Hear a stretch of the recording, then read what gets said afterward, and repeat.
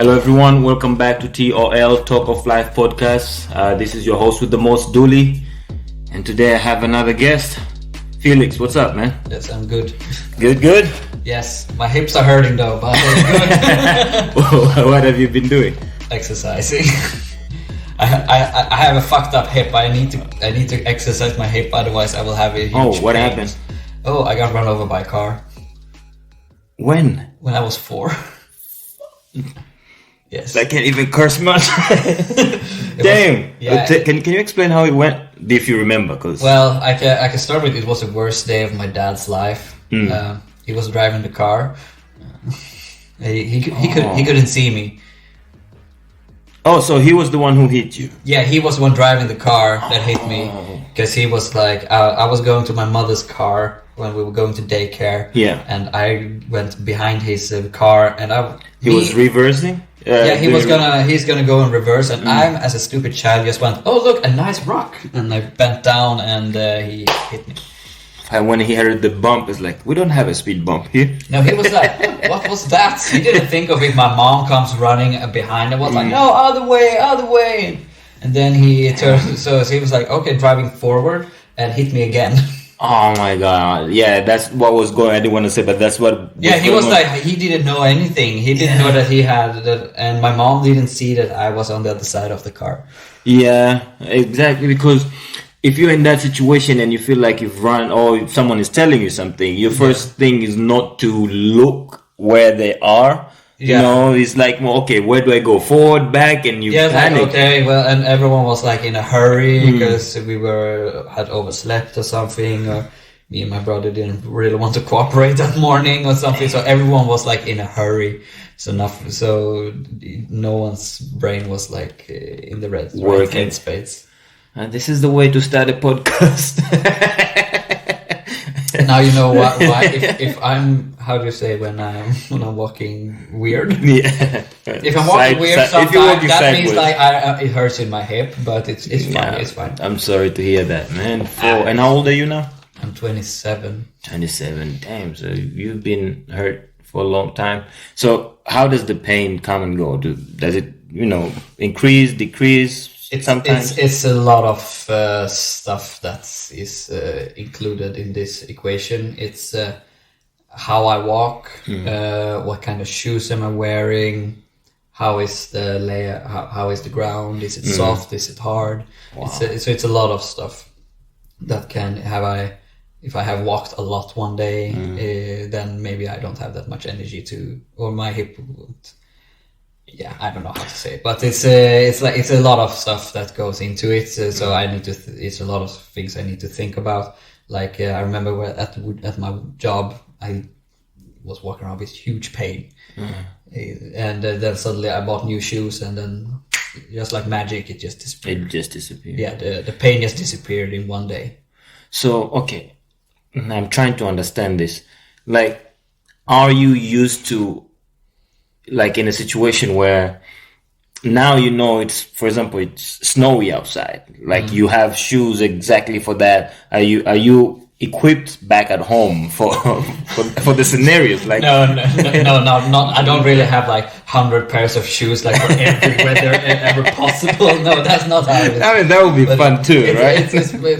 I maybe don't have that many kinds of shoes, but I usually have. On the inside, what is called I forgot, but the sole. Yeah, the sole. So I have the sole, and I maybe have 2-3 of those, and I can swap them between. Yeah. So I walk with the same kind of sole and everything. All right, I'm sorry to hear that. It's fine. Do you remember when we met? We met at the comedy club. I saw you doing your first gig. And I was like, wow, he really does a lot of black jokes. But I liked it because I'm like, there's just not many comedians, especially here in Gothenburg, that does that. Because it's also, so I felt it was kind of a breath of fresh air. Yeah. As someone that actually dares doing these jokes. Especially at Andrelong. Yeah, that's the place. I'm not surprised if someone would try to do it. Yeah. Right. I went to Andrelong for like 8 years or or so since I started, and Viva, like that's the place where everyone starts and tries new stuff. That was what Andalong was. That 8 years ago. 8 years ago. That was like the only club in Gothenburg.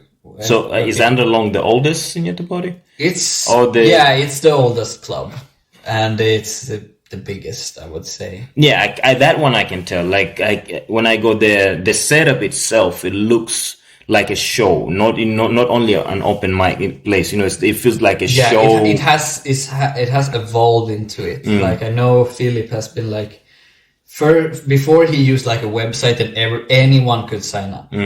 Now he wants to have more control of it. Yeah, I can see that. Yeah, he wants more control of who is coming, who is performing. So it's not like there's one night and suddenly there's a lot of comedians with not much experience, and then suddenly there's like only professionals one night. Yeah. So he wants to balance it out. Yeah, to make it better. Every night will be equally as good.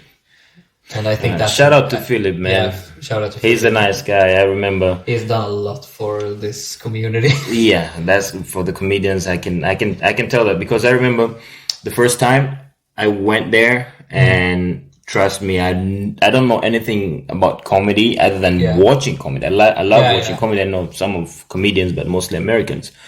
And I went there, and this was close to my birthday. I'm like, don't know what I'm going to do for my birthday. It's my 29th birthday, but let me see. I'm going to try comedy. And I tried to write these jokes, and I went there, and he's like, oh, I don't have a spot. No, I asked him, and he was like, I have a spot right now. Would you want to do it? I'm like, oh, no, not today, next week. So then he's like, yeah, sure, I'll write you up. What's your name? And this and this. And then I went there. And I did the first time, because the whole week I came here, I practiced. I didn't want to embarrass myself. Yeah. I'm already telling my friends. In front of the mirror. Yes. Yeah, exactly. Mirror. I took the phone. I remember one day I was coming from the bathroom, just took shower with a towel. And I'm like, okay, I got a joke. Yeah, I remember. And I put the phone on. Let me do the joke. And then I went there. The first night it went very well. I was the 7th comedian. Yeah, you were very late. Yeah. You were like, yeah, we're gonna have a new guy now, and I'm like, wow, this is late for a new guy. Yeah, and I told him not to say that, because I didn't want people to. So yeah, he said the new guy, but he didn't say my first time. I told him not to tell people this is my first time. Yeah, he has said that this is a very new comedian. Yeah, exactly. Because I figured, in my mind, if you tell people, this is his first time, either people will clap for you even though you're not funny for trying it, you know what I mean? That's what happens sometimes, because people are getting more sympathetic. I didn't want that. No. That's why I think it can be kind of... It's nice that people are like very, very nice. The audience get nicer with... that they laugh and they clap to cheer you on. But it can also be damaging for the ego if it goes too far. It goes, and I've seen that with some comedians that's not doing stand-up anymore, because they think like they are this very incredible natural talent, and then they go up the next time and they just bomb, because now they don't count as a new guy. And they just bomb, and they don't understand why did it go so well last time, and now it just goes bad, and then they try again, it doesn't work, because they don't understand all these variables. Like it depends on is the audience warmed up, is it a good audience, is it a tough audience, where are we, and how do you deliver the jokes? Like they think sometimes if I just say something, it's automatically funny. Yeah, it could be funny, but maybe if you put it that way, so that was the first time, and as you said, I was the 7th comedian or 7th person to go on the stage, and people have already warmed up the stage and everything, so it doesn't matter. I didn't need to work with... I didn't perform that day, right? No, you did. I did. Yeah. Was it that day I did the card trick? No, you didn't do the card trick that day. Okay. So I didn't... When I saw you that day, I didn't know you do card tricks or any sort of magic. So then the second time when I went there, so the first time he put me on the 7th, and then the audience was already warmed up, and so you can just go there and open your line by jokes, and everyone will laugh. Yeah. So the second time he put me first. Yeah, and that's a challenge. And I didn't know, so I went and when I went, I didn't know that you work your material, you perfect them, you tell them 3, 4, 5, 10 times till you find the right way to tell them. Yeah, like you sometimes like you have a joke, and then next time you just swap out one word and see how different reaction do I get just for swapping out one word. Yeah, exactly. It could be the word what or how you react to it. And I wrote a whole new 5 minutes. The next Idiot. So I went there. I'm like, okay, that first, because the first time I did 3 minutes, it's like everyone's first time you do 3 minutes. I'm like, that's too little. Like, trust me, you will feel like half an hour when you go there. I'm like, come on. So when I did good, I'm like, this 5 minutes, I'll kill it. So I wrote new jokes, and I thought, and the first gig, I started with the jokes. You know, I say, hi, how are you? My name is this, and then jokes. And then the second time I was the first comedian to go there. I didn't know you need to at least, know your crowd, work a little bit, know which side laughs the most and everything. And I just went there, introduced myself to the crowd, and exactly. And I did it for 5 minutes. I didn't for the first 4 minutes. I didn't get no laughs. Oh God. Until the last joke, which was funny, they had to laugh because it was a little bit funny. But the first, it was bad. I'm like, what the F is going on in here? And then when I went off the stage, Philip pulled me to the side, and this is when I started, realizing comedy is different, and use his experience to my, he gave me experience, and like, yo, listen, why did you do a different set? You could have done the same set. I'm like, yeah, people do that. It's like, I've been here since I opened. I've been doing same jokes. Like, I just changed them. Yes, I know some of the jokes he has told like 8 years ago. 8 years ago, and they still deliver good. Maybe sometimes they don't deliver as good as before because they're maybe not as relevant, but it still works. Yeah, so that's when I started learning. Oh, that's how comedians do. Yeah, we do like 1,000 times before we do a show. Exactly. So in my mind, when I see a special, oh, that's a joke, and I see another special, there's different jokes, and I'm like, oh, so whenever you go in front of the people, you do different jokes. Yeah, it's because the thing when you look at the professionals is like the specials, and you can also see it in the Swedish professionals, like they are. It just feels like so natural, like they just talking to a microphone, speaking their mind, and it just gets, and they know just how to make it funny. It just feels like they have a very funny personality, but in the real life they have been grinding at comedy clubs every evening and just trying and just doing trial and error, kill your darlings and all that stuff. Exactly, and I learned like some people go for 2 years trying their material before they even shoot a special. Like they do literally 2 years, like writing 1 hour, 45 minutes. You know the comedian Carl Stanley? I heard. Yeah, he's like one of the big names right now in Sweden. In Sweden, oh yeah. And he's been doing arena shows and stuff like that. And he had this tour for almost 2 years now, doing one tour for 2 years almost. And he has already started. When I saw him at Andra Lång last time, he just showed up and tried brand new material because he's already preparing for the next tour. The next tour. Yes. All right. Yeah. And it's crazy to see these professional comedians, how they work. It's just non-stop because they always prepare, even if they have a show that's going very well, they need to prepare for the next one. You need to be ready. That's the only way they're making money, because they need to prepare for the next show, and their salary is ticket sales. And for me, it's an excitement. Like, okay, so when I started, I used to sit and, okay, let me think of jokes.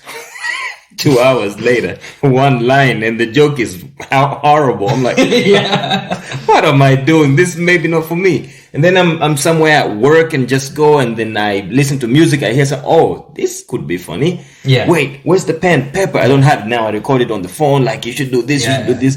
And I figured out, I get jokes when I'm either busy working or when I go to bed. When I really need to sleep, time to sleep.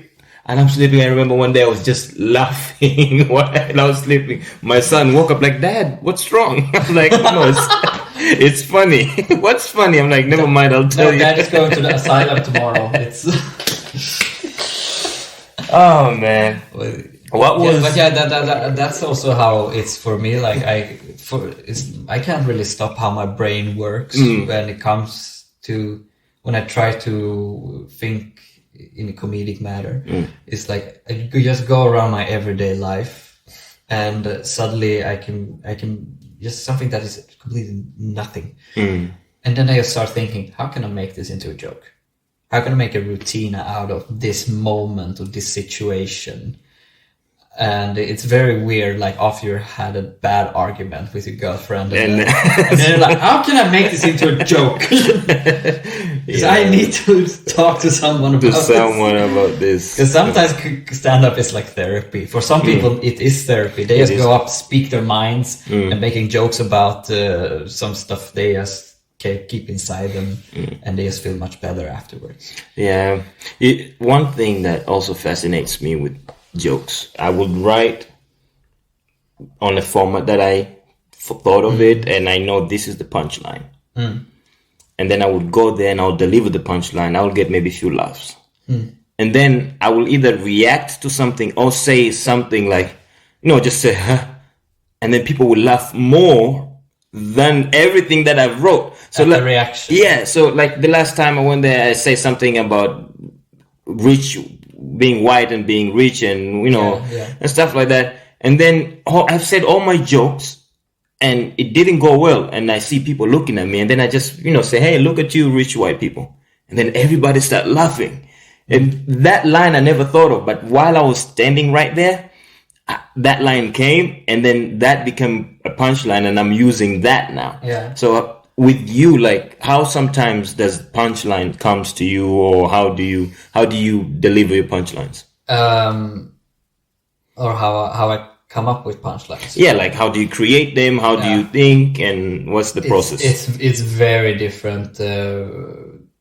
It's very different. Sometimes I can just come up with a punchline. I think this would be funny, and then I try to like look at my material I already have, and like, can I put this punchline somewhere in the material I have? Oh, without a story before, without the build-up. Yeah, because sometimes it's just the punchline is funny, and it doesn't really need a story. Or if like what I mean is like if I have a theme already, like when I talk about my mustache, and then suddenly I come up with a new punchline about my mustache, and then I just add it in. Okay. With that routine when I talk about my mustache, and I never thought of that. Yeah, sometimes it's like that, and some punchlines I'm like, okay, I don't really have anything that matches this, so then I have to figure out a build up for it, like how can I get into this subject suddenly, like doing a nice segue. Because I really don't like this when I'm like telling a joke or doing a routine and then just doing a 180 and talking about something else. I like when everything is just a nice flow, like it sounds natural, like when I just mention one thing and then we start talking about that thing. And then I talk about something else, or I can be like, oh, what was I talking about? Oh, right, I was talking crap about my girlfriend. And then then I go back and talk, do jokes about her again, or something like that. So it's very different depending on what theme it is and what joke it is. I'm still learning, man. I'm also learning, but I'm only 7 months in. If I count the years I've been doing magic, I am 12 years in. 12 years in comedy? I started comedy in 2015, maybe. Okay, so but I haven't done it like constantly since 2015. Oh, all right. I've been like, I did it very frequently when I started, and then I went away. I started working at like up north, and then when I no more funny people. Exactly, the very slow people doesn't understand a simple pun. Yeah, exactly. No. Oh, I went to the land where everyone says. Umia. No, well, close to. No, I went to halfway there. But you just need to go halfway up Sweden, then everyone starts doing it. Everyone is breathing in. Everything above Stockholm is the north. It's the north, okay? Yeah, all right. I've never passed Stockholm. Yes, exactly. It's like, for me, that's the balance. Like, okay, it's too cold here. I can never go more north. Go further. No. Yeah, but it's so I went there, worked there as a dishwasher, and I came home, and then I went to another place and worked during the summer, and then so I was swapping like between ski resort and summer resort, but I had like a few weeks in between where I tried to do maybe some comedy gigs if I could, and at the same time I was doing those. I was working at the ski resort. I was running a comedy club. And that was hard doing it like 9 hours away. So I did it over the phone. I was talking because I was working with my brother. Yeah. So I was talking to him like, "Is it going well?" I was just anxious.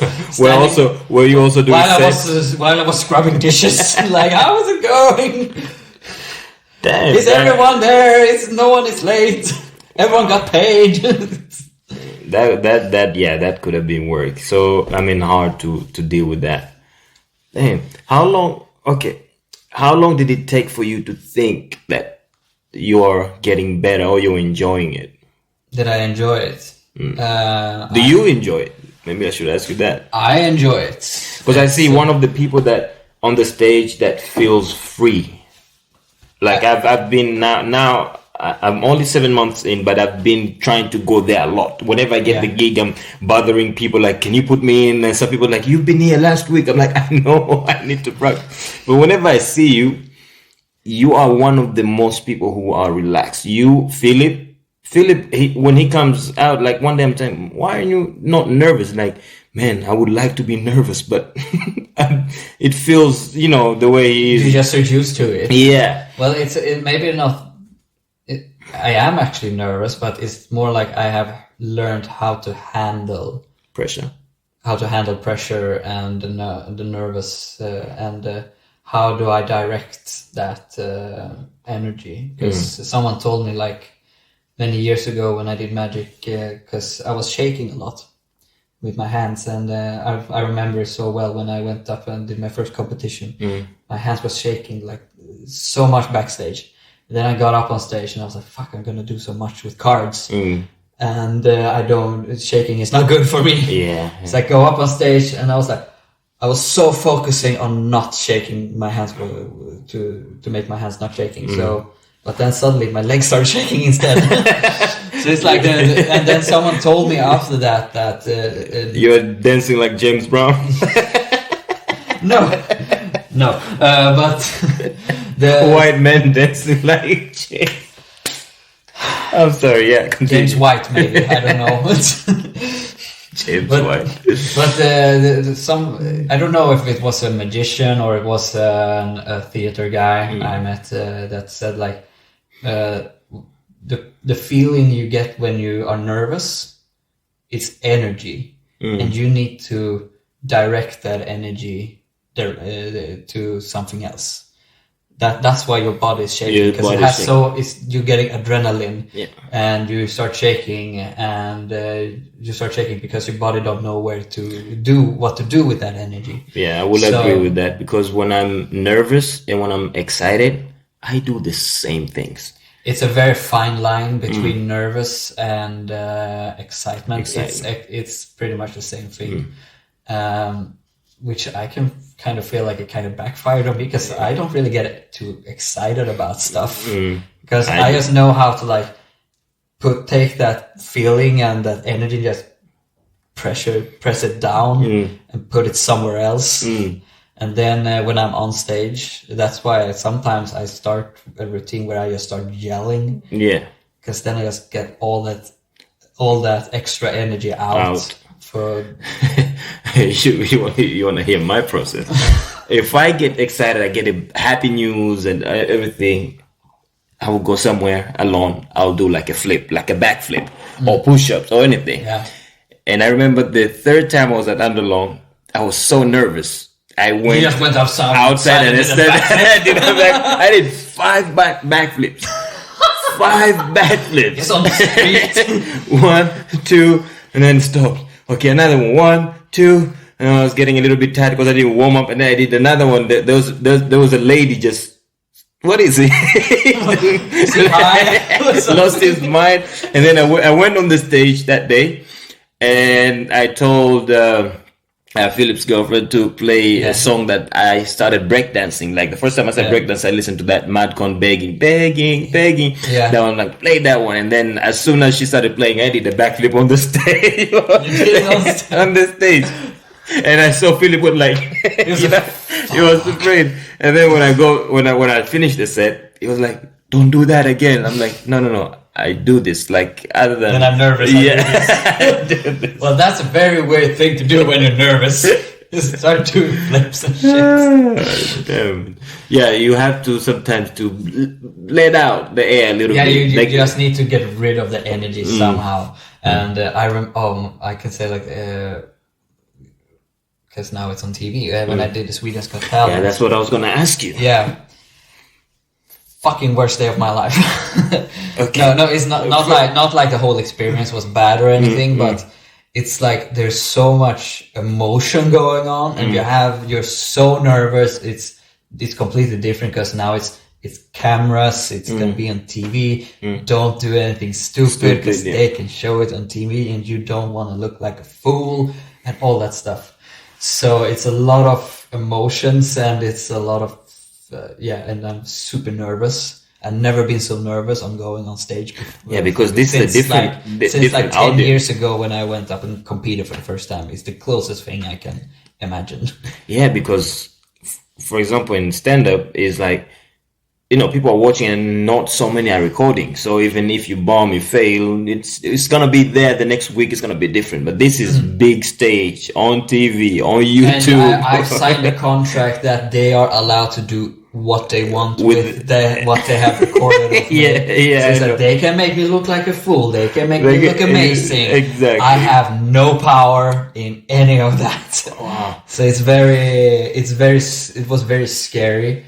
And also, since that show, I had a lot of emotional value to me, because it was that I saw a magician on that show 2009, and after I saw him, I started like doing juggling and theater, and after that, when I saw him performing live in my hometown, I wanted to start magic. So it was because of that show I started magic. All right. Wait. So this was 2009. That was 2009. I started doing magic 2011. So before 2009, you never thought of any tricks, any magics? No. What were you doing then? I was playing table tennis. Table tennis. I was doing that, and I was doing I played table tennis when I was young, when I was a child. I was like assistant coach for the beginners. I would think with the bad hip, that's a wrong move. like smash! Exactly. No, but it went well. But I was like assistant coach and all that stuff for the beginners, and it was a lot of fun. I was very active in the club, but I sucked. I was not good. I never won a single competition. I was barely making it through the first round. But were you a good coach? I was a good coach. That I can actually say, because sometimes when I saw the younger guys competing at the same competitions I did, I looked at their games and I could go down and coach them, because their parents didn't know how to coach. I observed their games. I went down, talked to them like, this is his weak points. You need to start doing this more because you are too slow and stuff like that. And then suddenly you can see a big change in them. Like they start winning. And that's, I think actually I really more enjoy the coaching part than playing it. Because I think that's a lot of fun, and that's why I really enjoy, like I do now. I help a lot of young magicians and stuff like that. I really like to help people get better at the stuff they like to do. And but also after that I felt like start losing interest maybe in table tennis, because I was like, I'm not going anywhere with this. It's fun to do just for some exercise, But then I started doing theater more and more. Right. So You've had your experiences on different kind of things. Yeah, I did the theater when I was 9, I think. The first time 9 or 11, I don't know. And now you work in a restaurant. With all the experience. With all that experience, I'm a hell of a good waiter, though. You know how to juggle cards and everything. I know how to make people happy. Yeah, I mean, I've worked as well in the restaurant businesses, and one thing that I know I was good to talk to. Not only I provide you the service of the food and everything, but I provide you with a little bit entertainment. Because where I worked, it was mostly tourists that are coming. Yeah. So I knew a lot of facts about my country that, you drop bomb while you deliver the food. Do you know this and this is happening? Do you know this and this has happened? I'm like, oh, really? Yeah, blah, blah. People are actually more interested in the... a lot of people, when I work like at ski resorts and stuff like that, people ask me like where I'm from. Like, how do I end up there? No. Yeah. So they like that story when you're telling them there's your story, like this is how I ended up here. Yeah. And people are actually more interested in other people than you actually think. Yeah, exactly. They are curious. Let's go to your magic a little bit more. Oh yeah. Like, what have you done? I heard that you've been competing in Sweden. How many times? I competed 3 times. 3 times so far. How did it go? First time was in 2013. That was the time I was shaking so much. I was 17. I've only practiced magic for 2 years. And I actually got the title of Swedish junior champion in card magic. Specifically card magic. As 2 years in. 2 years in, yes. How long were you practicing? A day? Oh my god. You mean how long I was practicing for the competition? No, in general, because to be like someone of the whole country, unless there's no any other magician. The competition is like anyone can sign up. Yeah, but that means there was majority of people with tricks. Yeah, and more experience than you, I would assume. Yeah, it was. I came in, but since I was competing, since I was 17, I'm automatically in the junior competition. And then, but you're also competing in the senior, because sometimes the juniors have been better than the seniors. Seniors, yeah. So I came in third. I got 3rd place in senior. In the senior, yeah. At the same time, I got 1st place in the junior. Wow. And then the year after, I did a completely new act, more professional act, because I got more coaching and stuff like that. And I tried some new stuff, and I came 2nd in junior and 3rd in senior, I think. Yeah, I think it was something like that. Yeah, it was when I think of the points I got. So yeah, I came in 3rd place in the senior. I lost to Carl Stanley. Who was that? Yeah, the comedian I talked about. Oh, he was a magician before. As well. Right. Yeah, we competed against each other. And we also went competed together in Denmark in the Nordic Championships, where I was supposed to get 3rd place in the junior, but they had apparently different rules, because I was 18, but in Sweden we count like the year you turn 18. Until even it's 19. Like if I turn 18 this year, then I'm allowed to compete in the junior. Yeah, exactly. Even if I was born in January. Yeah. And in Denmark it was different. If you are 18, you're not a junior anymore. Yeah. And it was so, my mentor, he was like the head referee or the head judge. He was pissed because they have presented me on the competition like, yes, he's competing in junior competitor from Sweden, Felix, and then right before the prize ceremony, he tells me, "No, you can't." So I was supposed to get 3rd prize, but I didn't get any because I was too old. So I didn't get any prizes. Sorry for that. So it was But a it went small well. thing that was like, really? But I didn't, in my head, I came in third place. Because, listen, logic says when you present yourself, if someone asks, how old are you? You say, I'm 18. Yeah, and Even they, if and they you're saw, 18 and they had all my information and everything, so they already knew if they read it. Exactly. Instead Then of they figuring it out wouldn't have, they afterwards. shouldn't have let you compete from the first place if they thought They you should were not have let me. They shouldn't have presented me as Exactly. a junior competitor, Exactly. which was weird. And then I competed 1 year after, only in the Swedish Championships, because I didn't want to go to Finland to compete. I was like, Too cold. fuck that, too far. But so then I came in second place, and now I'm 19, so I'm only competing in senior. I came in second place, but no one came in first place. Because because it's a point system. Oh, okay. These points goes... Yes, you have to reach a certain amount of points. It's like grades in school, A plus, B plus. And stuff. We have like a 0 to 100. So all the judges write down what they have all the stuff they need to think about when they're doing the judging and the point system. So and then they combine it, and then it's like like if like if someone say give me 90, one give me 70, then it's 80. Like if you put it together. Approximately, thank you. And so no one reached, because you need to get 60 points to get third, to be allowed to get third place, 70 points for second place, and at least 80 points for first place. And I got 72 points. No one had more points. So you are the first, but second in points. I won my category, but I didn't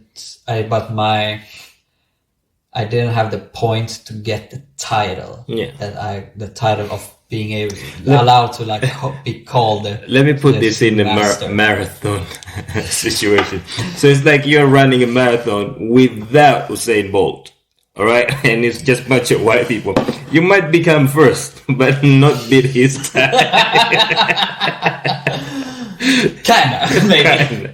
Yeah, but it's like the same when since I record all my gigs. I always record, so I can always go back and check your body. Like, okay, what went well this time, and then I can go to another gig. Like, but okay, that joke bombed now. And then I go to another video and like, okay, here it went well. What's the difference in my delivery? I do that. I do the body movement. I watch myself, how active I am. That's very smart. I think I've been thinking of why you have kind of grown a lot in very short amount of time. Thank you. Because you record yourself. Yeah. And a lot of people when they start don't do that. I have only one that I haven't recorded. Everything else I recorded, and one I think automatically, because my soul wanted it to not be on air. This is, let me tell you a story. Sorry. Yeah. I went there. This is my third time doing. So I went to Viva. No, my fourth time. So I went to Viva, and Koshar told me, bro, I saw you last time. You talk a little bit slow, and you went over your time. This time be sharp. Joke. Oh, yeah. Be sharp like Kevin Hart. Told me about this. And I went there. I was supposed to do 5 minutes. I did 50 seconds. 50 seconds. I froze. When I froze, I then memory started coming back. I thought I've already said a lot of things. And I look at people are looking at me, and I asked them, why are you looking at me? Because I thought where I was. And then I see Koshari. He was like, be sharp. So I thought I went over the time. So I say, hey, Lord. and I left the stage, took my phone, because I told my friend to record, and I didn't connect back then, but my friend looked at me like, did you even start? Did you? When I say hey, Lord, people laughed, because they thought I went there to joke around. You just went up on stage and said, hey, Lord. No, I say hey, I say some words that I don't remember much, and then I forgot what I was supposed to say, because I thought I was going slow. And then I blacked out for a bit, and then I forgot where I was until I saw Koshar, and then I saw his mouth goes, be sharp, like Kevin Hart. And then I was like Kevin Hart. and I said, hey, no, I went and I looked at the video. It was 50 seconds. I saved it. And then one day, I don't know, I think I had deleting videos because it started a little bit when I was doing the video, delete all the videos on the phone.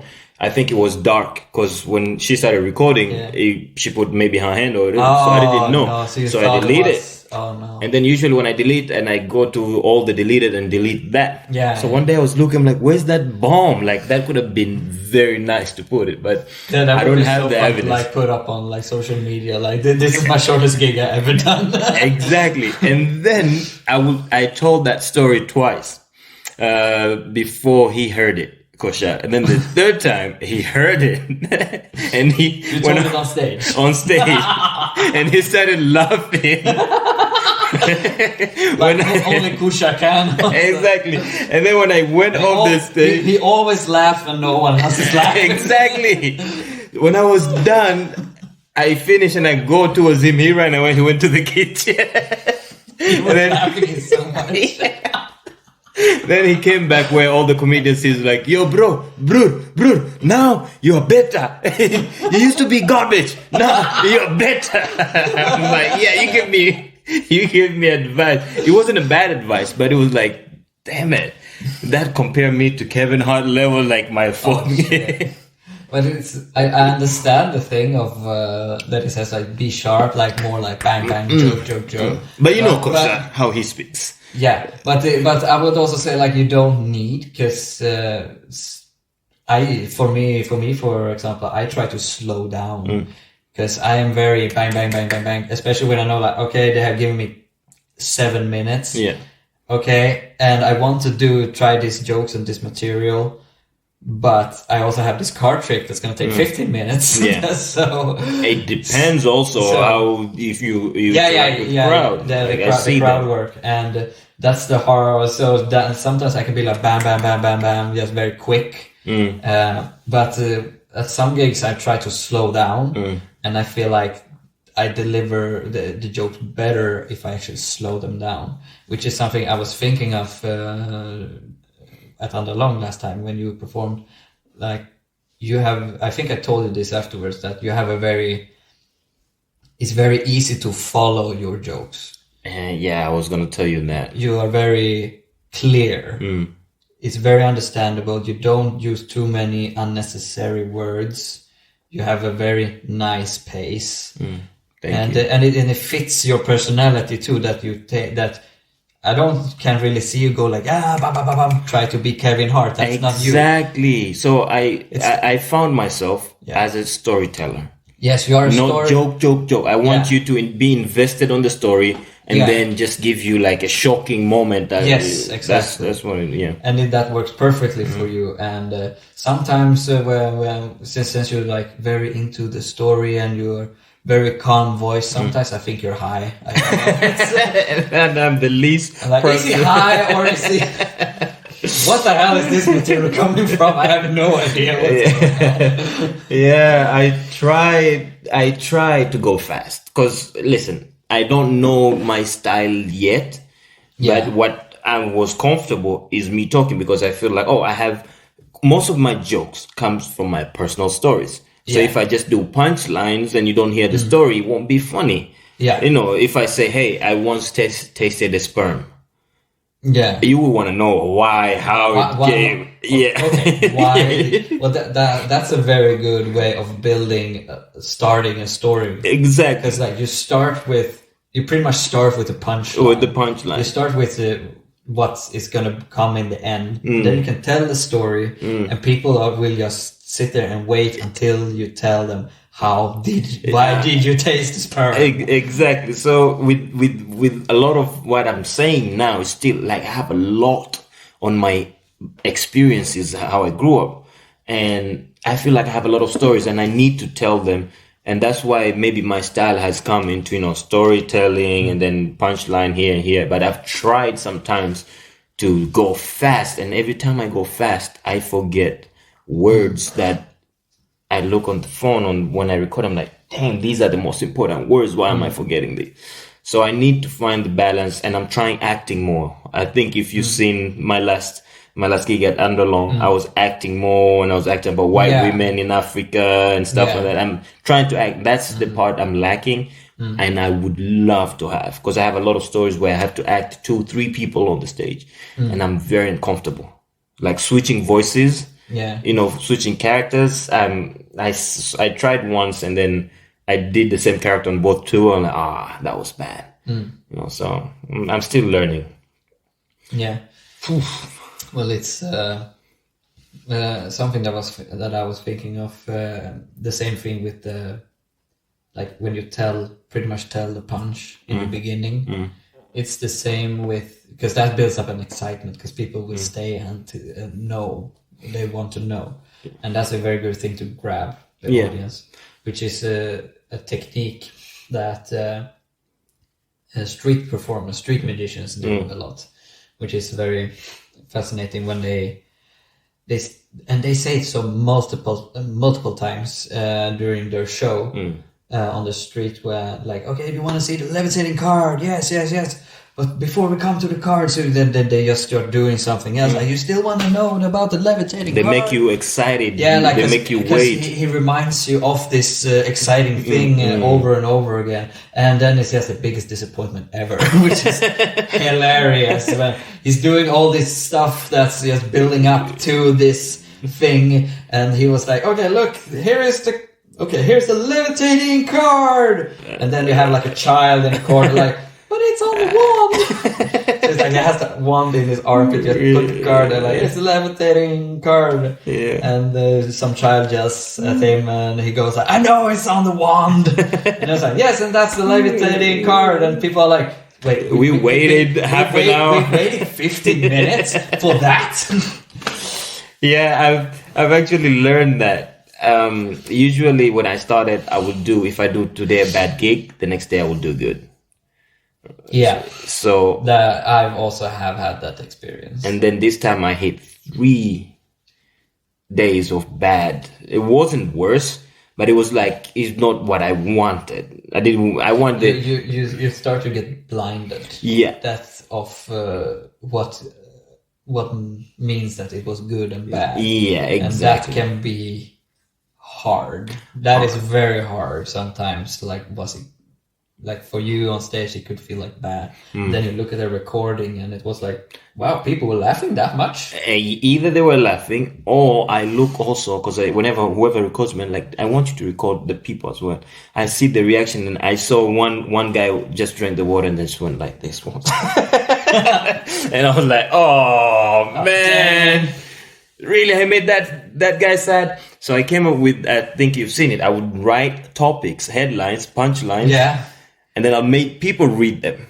Yeah, that's funny. And it's a very nice way to interact with the audience. Yeah, instantly. And that's when I get, the first thing got me confidence in interacting with the audience is that, like, hey, what's your name? Yeah, this is okay. I have these topics. I don't know what I'm gonna do. I don't know, but I have topics in mind. You can decide which one I should start with. And I would write hilarious or very unexpected headlines like, oh, black pussy. And and it's funny to see like how they react when they and it's like you play with them. Exactly. I had this joke, it's called sperm vision. And they're like, okay, can you read the next one? Yeah. And they got uncomfortable. I'm comfortable reading it, exactly. I don't want to read this part. But what does he say? Sperm vision? Exactly. So now I learn a lot. I'm still finding more. I think that as you say, like sometimes you can just put a punchline, and then you can let people marinate with that, think whatever they're gonna think of it, and then you tell your story. And most of the time is unexpected. Like you start with reading the headline of the story. And the headline is like, if you look at the, how do you say, a YouTube video, like how do they get hooked on YouTube? Yeah, why you want to watch it? It's a title, the title and the thumbnail, and then suddenly you're hooked. You want to know what is like. Exactly. I survived 2 days on a deserted island. Like, okay, how the hell did you do that? It's the same thing. When you say that, it just came with, how in America, Yeah. people will be so much concentrating in the Kardashian, and then one of the headline could be like, would you like to see Kim Kardashian's pussy? And then everyone would click, and then this is her pussycat. It's just a cat. It's just... Oh God, no. Oh my God. Oh, fuck. Yeah, headline is a big thing. I don't know. I think I've told you. A lot of people, they know I'm here. I just came. I just arrived into this comedy scene, and a lot of people think I move fast. Some people, I think it's bold and it's good. yeah. So as you know, I told you I'm doing a show, just my show. Yeah. And I'm gonna do maybe 40 minutes, 45 minutes that I know I have it. Yeah. It's solid. I just need to, to be ready because I'm nervous. Like I'm telling you now, I'm nervous. Yeah, I understand that. And I will get a lot of people be like, no, don't do that. You just came. You should at least work 1.5 year, 2 year, work your material and everything. And in my head, I'm like, okay, this is what you all do, but maybe not. Yeah, that's why when you told me and asked me if I could go up as a warm up before you, but sadly I'm already booked somewhere else. Yeah. And I was like, wow, that's bold to do that for a short amount of time. But I think it's like you say, everyone else is like, oh, you have to do it for at least 1.5 years or something like that. That means like everyone is in this box and everyone told them like you have to do this. So then you're stuck in the box. Yeah. And you are like, but I want to do this. I want to try it. And I'm not doing it for people. That's the thing. Yeah. I'm doing it for me. The stand-up. Yeah. I went there, did it for my birthday. Now I love it. That's why I keep on doing it. Yeah. So I'm not doing this for people like... you live, you learn, you make mistakes, people learn from their mistakes. Yeah. If it goes bad, so what? That's what I'm thinking. Do you know how many things went bad? I was doing a competition, breakdance competition in 2014. We won the competition. Me and my friend, we just tried to show off. And there was one move where we danced, blah, blah, blah. He stands, I'm behind him. I jumped over him. He put his hands like this. I put my leg, he threw me a front flip. We've never failed this flip. That day I just over-rotated, landed on my face. Yeah. Lost my teeth, bleeding everywhere. Oh. And we already won.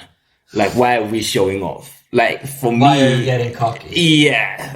Like, I've had bad times like that. And then going to the hospital, and that was funny. This is Africa. They didn't have numb injection. And they had to sew me, like, with needles. And I was I remember it was Kanye West... Yeezus album just came out. It was just noises and the whole hospital.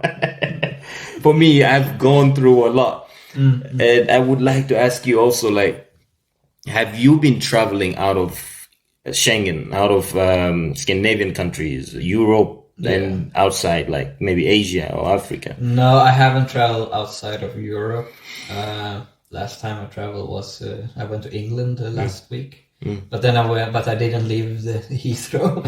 I didn't leave the airport area because we were just at a hotel because we were at a Magic convention. Yeah, that was at the hotel. So you didn't actually see England? No, I didn't see England. The only thing I experienced was the cars was driving on the wrong side of the road. I almost died going to McDonald's. That's like the only English experience I got. Yeah, I know. In my country, we follow the English rules of driving, so we're driving same as English. Okay. And India, I think they do the same. Yeah. Well, it could be India because as soon as I arrived at the hotel, I never saw a British guy. I was like, everyone is fucking Indian here. What the hell is going on? Receptionist. Look at the Prime Minister now. The staff in the restaurant were Indian. I was like, okay, I'm going to a global chain, Radisson Red. It was.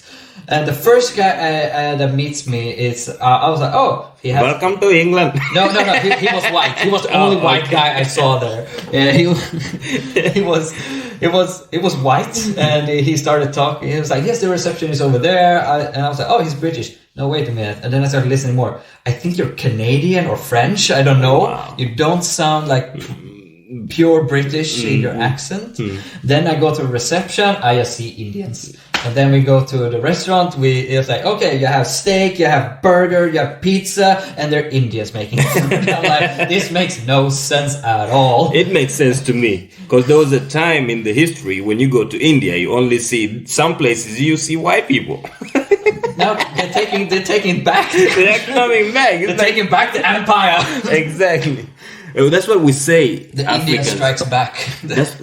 So where I'm from, most those areas, East Africa, even west of Africa, it's like at least we can come to Europe, and work.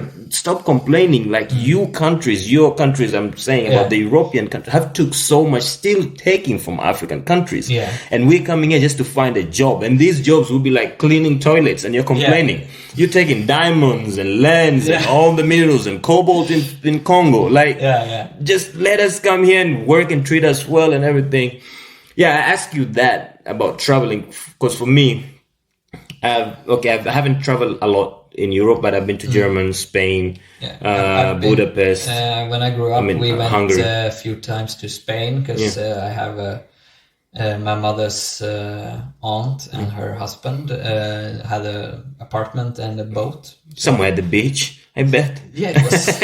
Exactly. That's most Swedish all the time. Where did you? I went to Spain. At the beach? Yeah, all right. And we were like when my parents my parents got married when I was 9. And they have been engaged for like 14 years. Wow. Yeah. Who was stalling? Me and my brother was so annoying. They didn't know, like, are we going to survive this relationship with these damn kids? I didn't. But so on their honeymoon, we all went to Mallorca, and we sailed around Mallorca for 10 days, and it was amazing. That's like one of my best childhood memories, I would say. And we also went to Fuengirola, Malaga, and Cadiz. I don't know. Yes, it's a town. Yeah, somewhere in Spain. Because my mother's stepsister, is she lives in Fuengirola, in the south of Spain. So we went there a few times. It was very nice. And then also I went to the Netherlands quite a lot. Because weed? No, actually not. Most of the time, first I went, I think, when was the first time I went there? 12, 14, I don't know. And then my mother and I went there alone one time, and then I was 14.